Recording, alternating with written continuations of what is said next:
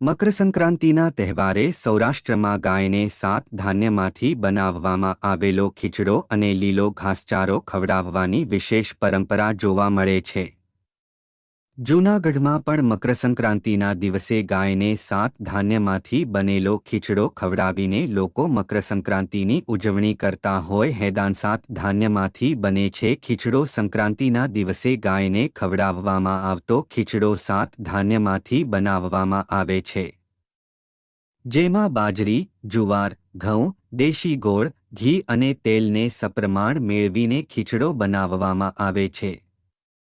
7 ધાન્યમાંથી બનેલા ખીચડાની તાસીર ગરમ હોવાને કારણે તેને આરોગ્યની દૃષ્ટિએ અને ખાસ કરીને ગાય જેવા દૂધાળા પશુઓ માટે ખૂબ મહત્વનો મનાય છે.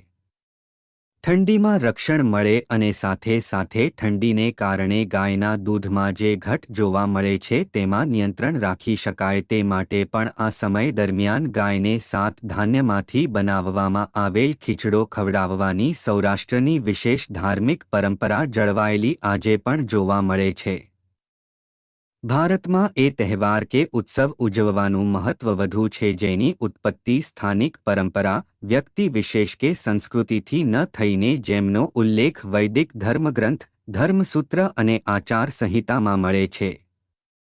એવા કેટલાક તહેવાર છે અને તેમને ઉજવવાનો અલગ નિયમ પણ છે. આ તહેવારોમાં સૂર્યચંદ્રની સંક્રાંતિઓ અને કુંભનું વધુ મહત્વ છે. સૂર્ય સંક્રાંતિમાં મકર સંક્રાંતિનું મહત્વ જ વધુ માનવામાં આવ્યું છે. માઘ મહિનામાં કૃષ્ણ પંચમીને મકર સંક્રાંતિ દેશના લગભગ બધા જ રાજ્યોમાં જુદા જુદા સાંસ્કૃતિક રૂપથી ઉજવાય છે. આવો જાણીએ કે મકર સંક્રાંતિના દિવસે કયા વિશેષ કાર્ય થાય છે. 1. કેમ કહેવાય છે મકર સંક્રાંતિ? મકર સંક્રાંતિમાં મકર શબ્દ મકર રાશિનો ઉલ્લેખ કરે છે, જ્યારે કે સંક્રાંતિનો અર્થ સંક્રમણ અર્થાત પ્રવેશ કરવો છે. આ દિવસે સૂર્ય ધનુ રાશિમાંથી મકર રાશિમાં પ્રવેશ કરે છે. એક રાશિ છોડીને બીજામાં પ્રવેશ કરવાની સૂર્યની આ વિસ્થાપન ક્રિયાને સંક્રાંતિ કહે છે. સૂર્ય મકર રાશિમાં પ્રવેશ કરે છે તેથી આ સમયને મકર સંક્રાંતિ કહેવાય છે. હિન્દુ મહિના મુજબ પૌષ શુક્લમાં મકર સંક્રાંતિનો તહેવાર ઉજવાય છે. 2. સૂર્ય ઉત્તરાયણ. ચંદ્રના આધાર પર મહિનાના 2 ભાગ છે, કૃષ્ણ અને શુક્લ પક્ષ. આ જ રીતે સૂર્યના આધાર પર વર્ષના 2 ભાગ છે, ઉત્તરાયણ અને દક્ષિણાયન. આ દિવસથી સૂર્ય ઉત્તરાયણ થઈ જાય છે. ઉત્તરાયણ એટલે એ સમયથી ધરતીનો ઉત્તરી ગોળાર્ધ સૂર્યની તરફ વળી જાય છે. તેથી ઉત્તરથી જ સૂર્ય નીકળવા માંડે છે, જેને સોમ્યાયન પણ કહે છે. સૂર્ય 6 મહિના ઉત્તરાયણ રહે છે અને 6 મહિના દક્ષિણાયન. તેથી આ તહેવારને ઉત્તરાયણના નામથી પણ ઓળખાય છે. મકર સંક્રાંતિથી લઈને કર્ક સંક્રાંતિ વચ્ચે 6 માસનો સમયાંતરાલ હોય છે જેને ઉત્તરાયણ કહે છે. 4 પાક લહેરાવવા માંડે છે. આ દિવસથી વસંત ઋતુની પણ શરૂઆત થાય છે અને આ તહેવાર સંપૂર્ણ અખંડ ભારતમાં પાકના આગમનની ખુશીના રૂપમાં ઉજવાય છે. ચોમાસાનો પાક કપાઈ ચૂક્યો હોય છે અને ખેતરોમાં રવિ, વસંત ઋતુનો પાક લહેરાય છે. ખેતરમાં સરસવના ફૂલ મનમોહક લાગે છે. 5. ઉત્તરાયણનું સાંસ્કૃતિક મહત્વ. મકર સંક્રાંતિના આ તહેવારને ભારતના જુદા જુદા રાજ્યોમાં ત્યાંના સ્થાનિક રિવાજો મુજબ ઉજવવામાં આવે છે. દક્ષિણ ભારતમાં આ તહેવારને પોંગલના રૂપમાં ઉજવાય છે. ઉત્તર ભારતમાં તેને લોહડી, ખીચડી પર્વ, પતંગોત્સવ વગેરે કહેવાય છે. મધ્ય ભારતમાં તેને સંક્રાંતિ કહેવાય છે. મકર સંક્રાંતિને ઉત્તરાયણ, માઘી, ખીચડી વગેરે નામથી પણ ઓળખવામાં આવે છે. 6. તલગોળના લાડુ અને પકવાન. શરદીની ઋતુમાં તાપમાન ખૂબ ઓછું રહેવાને કારણે શરીરમાં રોગ અને બીમારી જલ્દી પ્રવેશી જાય છે. આથી આ દિવસ ગોળ અને તલથી બનેલા મિષ્ટાન કે પકવાન બનાવાય છે, ખવાય છે અને વહેંચાય પણ છે.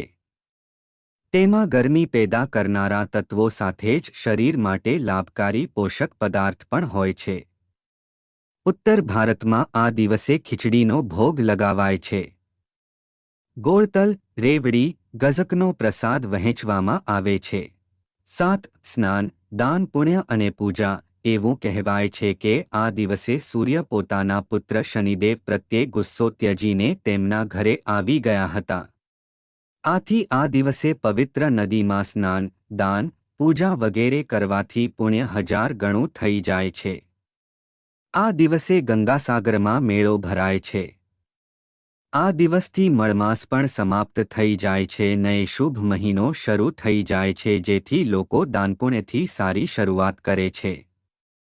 આ દિવસ સુખ અને સમૃદ્ધિનો ગણાય છે. 8. પતંગ મહોત્સવનો તહેવાર. આ તહેવારને પતંગ મહોત્સવના નામથી પણ ઓળખાય છે. પતંગ ઉડાવવા પાછળનું મુખ્ય કારણ છે થોડા કલાક સૂર્યના પ્રકાશમાં વિતાવવા. આ સમય ઠંડીનો હોય છે અને આ ઋતુમાં સવારનો સૂર્યપ્રકાશ શરીર માટે લાભદાયક હોય છે અને ત્વચા તેમજ હાડકાં માટે અત્યંત લાભદાયક હોય છે. તેથી ઉત્સવ સાથે જ આરોગ્યનો પણ લાભ મળે છે. 9. સારા દિવસની શરૂઆત. ભગવાન શ્રીકૃષ્ણએ પણ ઉત્તરાયણનું મહત્વ બતાવતા ગીતામાં કહ્યું છે કે ઉત્તરાયણના 6 મહિનાના શુભ કાળમાં જ્યારે સૂર્યદેવ ઉત્તરાયણ થાય છે અને પૃથ્વી પ્રકાશમય રહે છે તો આ પ્રકાશમાં શરીરનો પરિત્યાગ કરવાથી વ્યક્તિનો પુનર્જન્મ થતો નથી. આવા લોકો બ્રહ્મને પ્રાપ્ત કરે છે. આ જ કારણ હતું કે ભીષ્મ પિતામહે શરીર ત્યાં સુધી ત્યજ્યું નહોતું જ્યાં સુધી સૂર્ય ઉત્તરાયણ નહોતો થઈ ગયો. 10. ઐતિહાસિક તથ્ય. હિન્દુ ધર્મશાસ્ત્રો મુજબ મકર સંક્રાંતિથી દેવતાઓનો દિવસ શરૂ થાય છે, જે અષાઢ મહિના સુધી રહે છે. મહાભારત કાળમાં ભીષ્મ પિતામહે પોતાનો દેહ ત્યાગવા માટે મકર સંક્રાંતિના દિવસની જ પસંદગી કરી હતી. મકર સંક્રાંતિના દિવસે જ ગંગાજી ભગીરથીની પાછળ પાછળ ચાલીને કપિલ મુનિના આશ્રમથી પસાર થઈ સાગરમાં જઈને મળી હતી. મહારાજ ભગીરથે પોતાના પૂર્વજો માટે આ દિવસે તર્પણ કર્યું હતું, તેથી મકર સંક્રાંતિના દિવસે ગંગાસાગરમાં મેળો ભરાય છે.